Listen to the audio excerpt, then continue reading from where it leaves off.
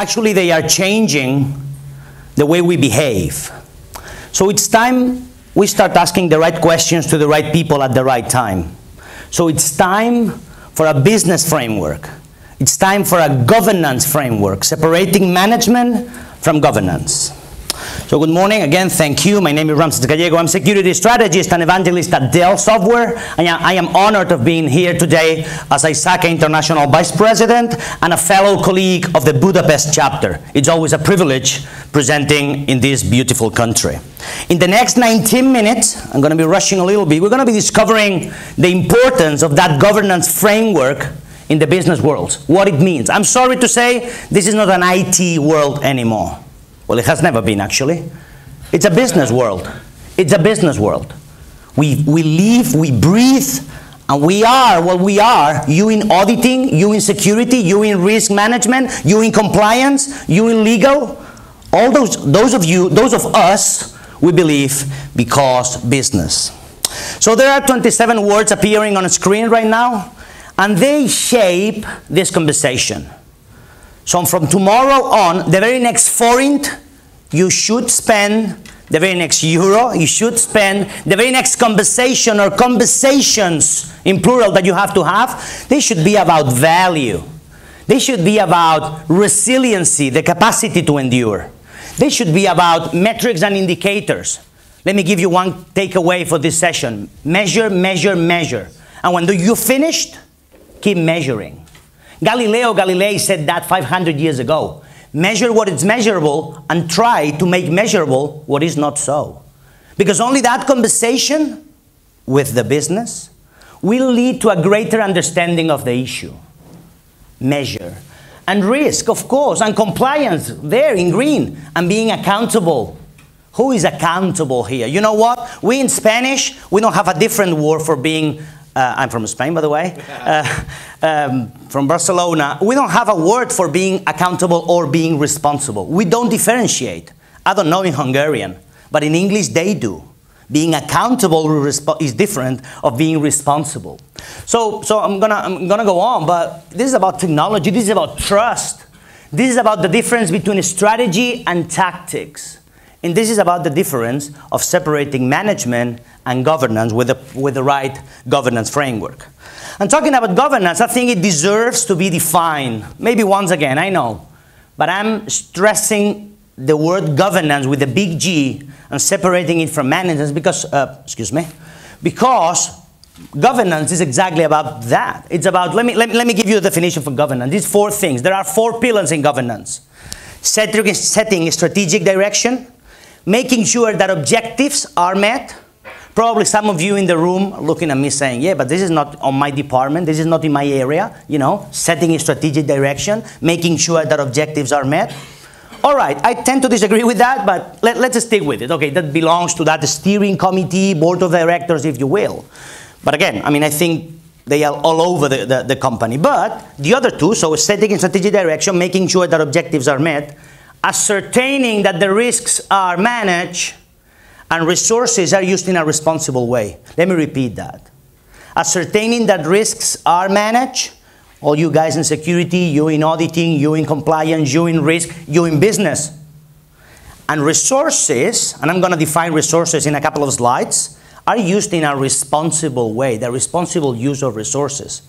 Isn't it that governance? Because management is more on the execution side of things, more on the day-to-day, more on the running. And don't get me wrong, it is instrumental to have a proper management, but it is equally instrumental, I would say it's critical, to have that overarching discipline on governance and having the right framework. And we at ISACA, with 200 chapters around the world, with 4 certifications for auditors, security managers, risk practitioners, and those of governance of the enterprise IT, that's what we do. And definitely the Budapest chapter is a fantastic colleague on that, fellow. You know, let me go back to basics. I am a very basic guy. Well, that's what my wife says. Well, but this is going back to roots. What you're seeing now, this is highly applicable on everything, even in personal life. Who has access to what, when, and how? Who is responsible of what? How the access was granted? How the process was given? Who's accountable? Who's responsible? And let me tell you something. If you get the answers in anything in life, beyond IT, but in IT, of course, as well, if you get the answers to these 5 questions, you get a bonus. You get a 6th one, which is the why. Is the why, exactly. Why? Because the process was broken. Because the guy was crazy. Because the guy was bribed by the competition. I don't know. But you will discover because you gain insights about what is happening. And there's massive technology around, massive sponsors here today. There's massive process and deliverables from ISACA, from other associations, truth to be told, in order to do that. To having who has access to what, when, and how, has the access was granted, who's responsible of something. And then you get the bonus, the why. And then you gain insights, and then you measure. And then you know what's happening. You cannot improve what you don't measure. Am I right? You cannot control what you don't measure because you don't know where you're going. So I think that there are 4 business imperatives. Again, correct me if I'm wrong, but everything you do in your company, I didn't say IT. I'm focusing on IT, of course, but everything you do in your company belongs to one or a combination of those 4 board mandates. Apart from profitability and geographical expansion, I know this is the language that my CEO speaks, profitability, money. He doesn't speak Spanish or English, he speaks money.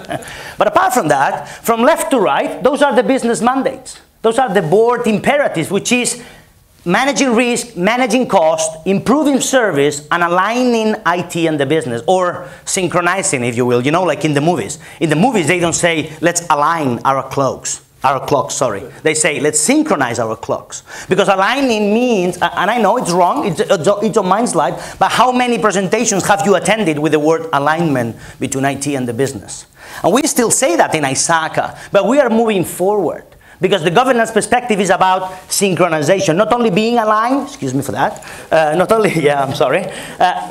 being aligned, which is being in the same direction, look in the dictionary.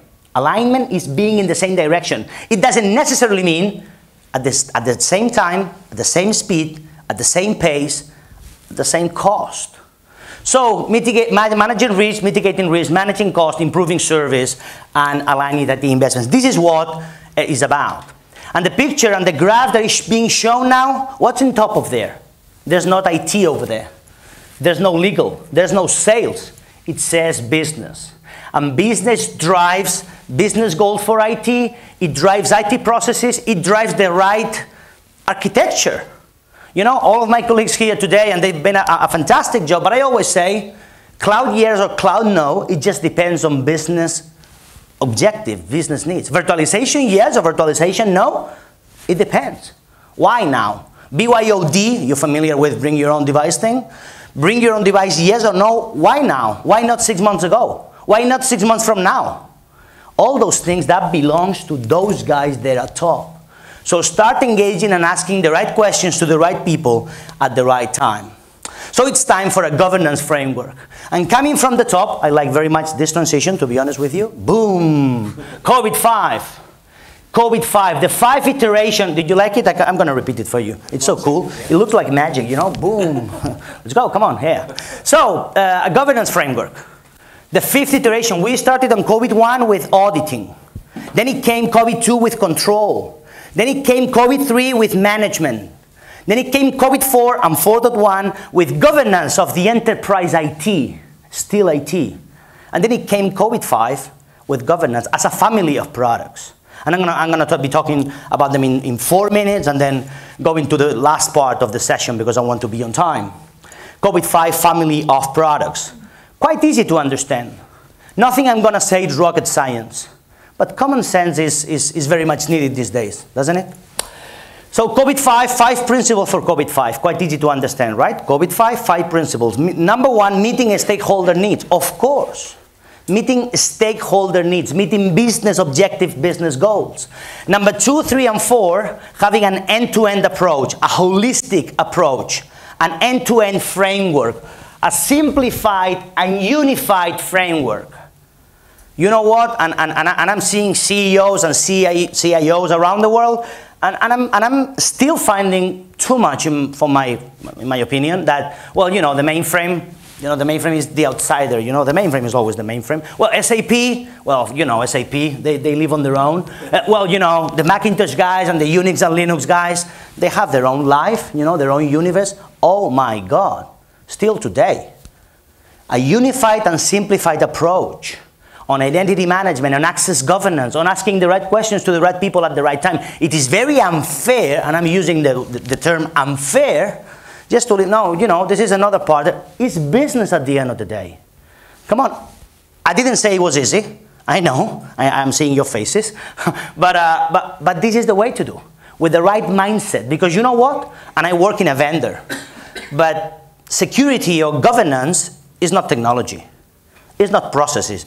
It is, right? But what it is an attitude. Security and governance is an attitude. The right attitude.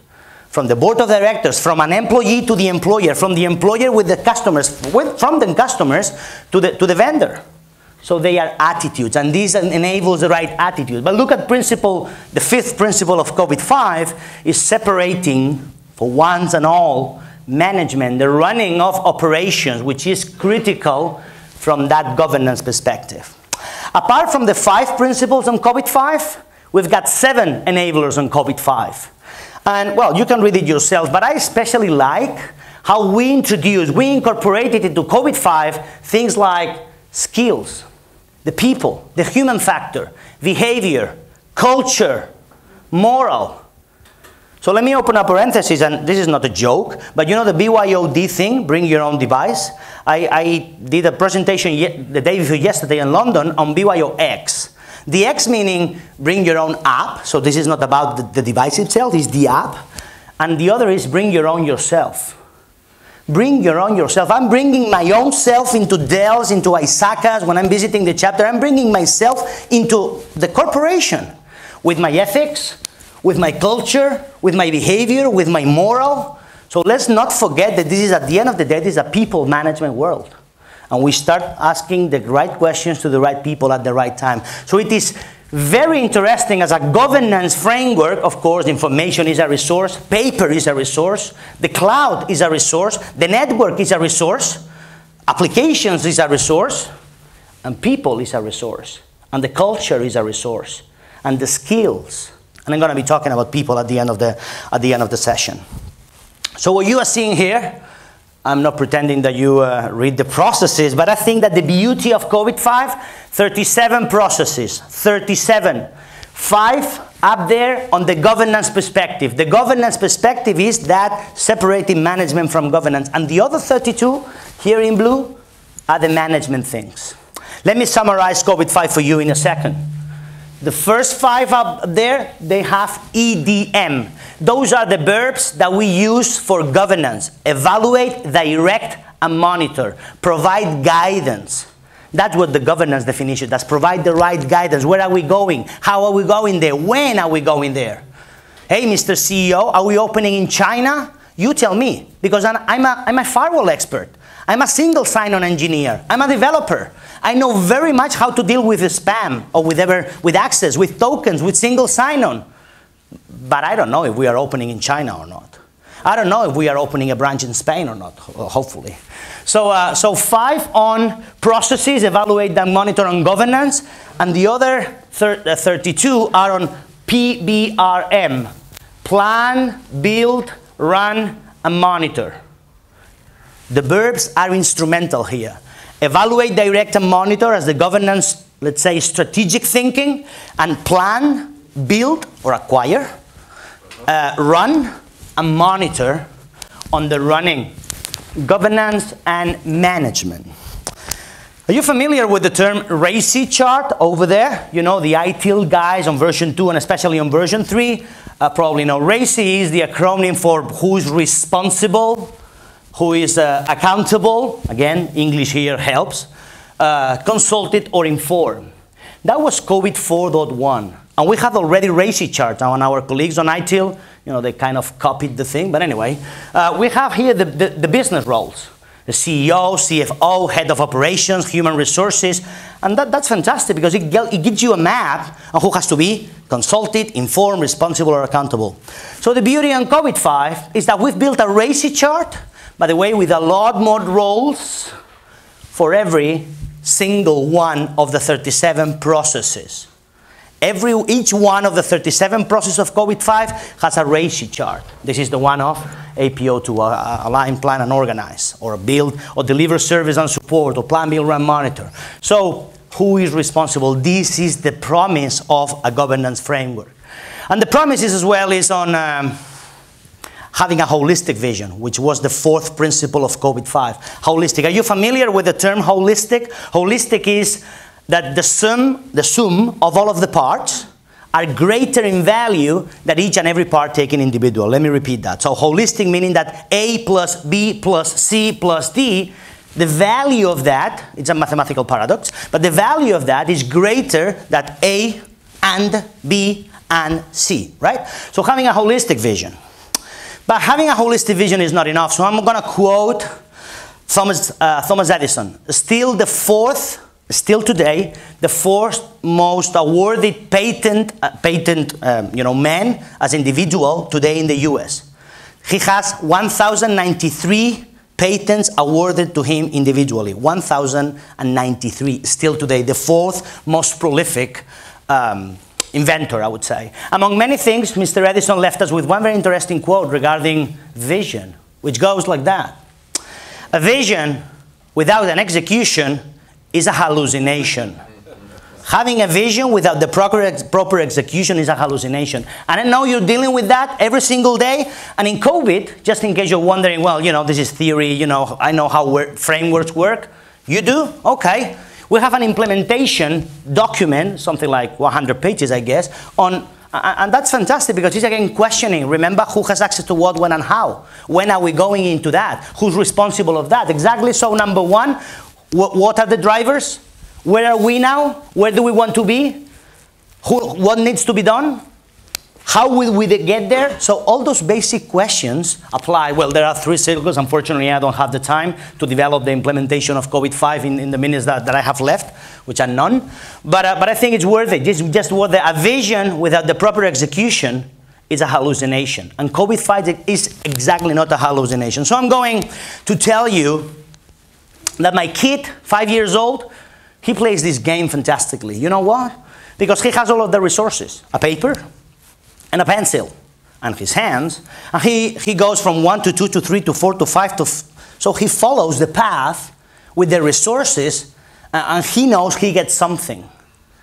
And I clearly see that is not different in your companies. Again, nothing I am telling you today is rocket science. You probably have the right technology, more or less. If not, come to Dell. I'm just joking. I'm joking. You probably have the right technology and the right people. And if you don't have the right people on the right places, well, first, don't fire them. Enough of firing people. I know what I'm saying. I come from Spain. But enough of firing people. Just train them.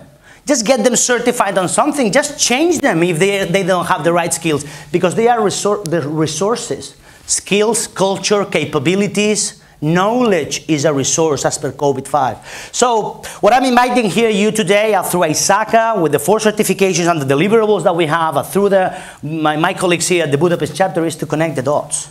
Just connect the dots. The very next forint that you have to invest from tomorrow is where it gets risk from this to this. Full stop. The very next forint that you have to invest from this risk to this or to this or to that. That's the promise of governance, asking the right questions to the right people at the right time. And the right people are business. It's not the guys at the service desk. Or it's not me managing the network, which is very important. Again, don't get me wrong, but I think that we need to go back to business. At the end of the day, this is a people's management world, and I want to, again, stress that this is about people, skills, capabilities, resources, knowledge, the things that those guys know, and having the proper vision. No system left behind. If you're going to do something tomorrow, no system left behind. It's not going to be easy, but it's very unfair to do it otherwise. Let me quote, I was quoting Thomas Edison, let me quote Margaret Thatcher. She died something like 6 months ago or 7 months ago. But Margaret Thatcher, among many things, had another quote, which is another approach, which was the TINA approach, T-I-N-A, TINA. The TINA approach is there is no alternative. There is no alternative. Go back and start asking the right questions to the right people. You know, Einstein defined craziness as doing the same things and expecting different results. That's it. That's being crazy. So we need to start doing something now. It could be COBIT-5, it could be ITIL, it could be COSO. Of course, we want to be COBIT-5 because we've invested a lot of time on business approach, but having the right vision, no system left behind, left your fears behind. And if someone tells you, no, we're not going to do that, it has to be business and it has to have a meaning for the business, not because it's the way we have always done that, the things down here. That's quite common, isn't it? So it's time to build bridges. It's time to build bridges where IT meets business. It's time to build bridges because, again, the business don't know about single sign-on. They don't know about KPI, PKI, sorry. They don't know about the spam. They don't know about the cloud. They don't have a clue about that BYOX metrics things that you're telling me, Ramsés, about. But you do. But you do. So it's time to build those bridges. That's the difference between success and failure. So which way are you going to go? That's the question. Which way are you going to go? This slide is going that way because I'm strongly inviting you through ISACA to do that. To do that. I mean, enabling people. Let's go that way, slide. And I'm finishing that quick. It was quick. Hopefully it was good. With another quote. I quoted Margaret Thatcher. I quoted Thomas Edison. I quoted, let me quote Nelson Mandela. And then my quote. Nelson Mandela, again, who's struggling these days, unfortunately, he's a recognized leader of the world. Nelson Mandela said, the only weapon that we can use effectively to change the world is education. That's the only weapon we really can use to asking the right questions to the right people at the right time.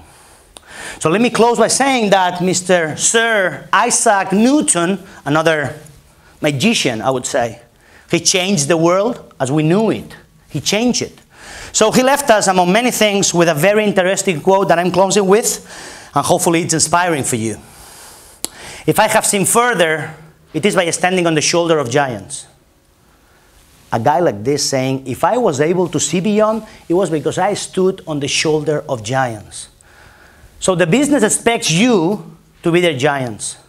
Actually, your kids expect you to be their giants. We at ISACA, we expect to be your giants. But you need to become giant. Next time I'm here in this beautiful country, I'm going to ask each one of you if you become the giant. Because the business doesn't know about IT, they don't know about the technology, about process, about frameworks, about measuring. But you do the importance of compliance. You do know the importance of certification. You do know now the importance of asking the right questions to the right people at the right time with no system left behind. So my invitation for you today is to become giants. Thank you very much. Thank you. Thank you. Thank you. Thank you. I'll be around for any question the rest of the conference. So sir, you know that I'm going to be around. Thank you.